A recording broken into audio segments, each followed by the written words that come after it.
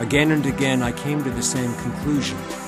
Unless we wanted to eat the clothes we were wearing, there was nothing here but aluminum, plastic, ice, and rock.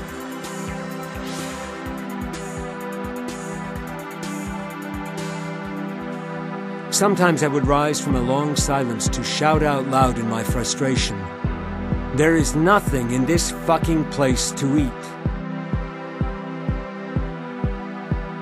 There is nothing in this fucking place to eat.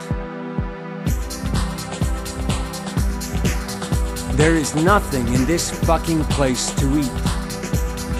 But of course there was food on the mountain. There was meat, plenty of it, and all in easy reach. It was as near as the bodies of the dead, lying outside the fuselage under a thin layer of frost.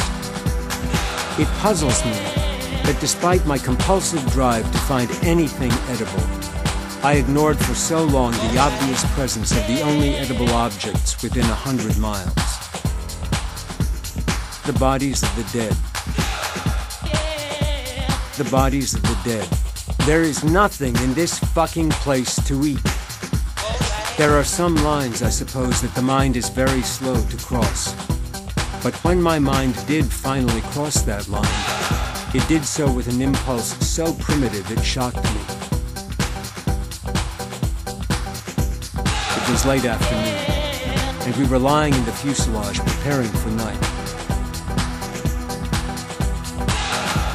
My gaze fell on the slowly healing leg wound of a boy lying near me. The center of the wound was moist and raw, and there was a crust of dried blood at the edges. I could not stop looking at that crust, and as I smelled the faint blood scent in the air, I felt my appetite rising.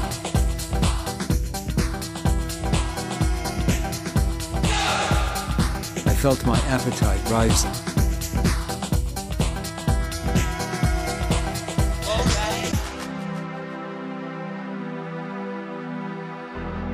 The bodies of the dead.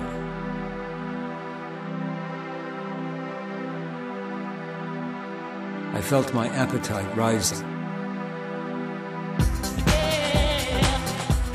Then I looked up and met the gaze of other boys who had also been staring at the wound.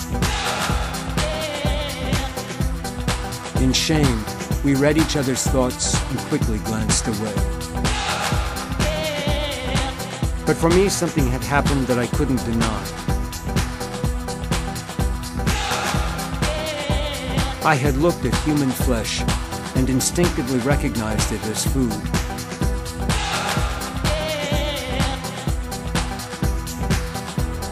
The bodies of the dead.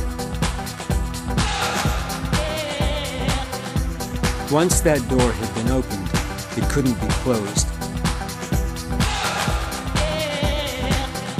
And from that moment on, my mind was never far from the frozen bodies under the snow. I get it. It's white trash food.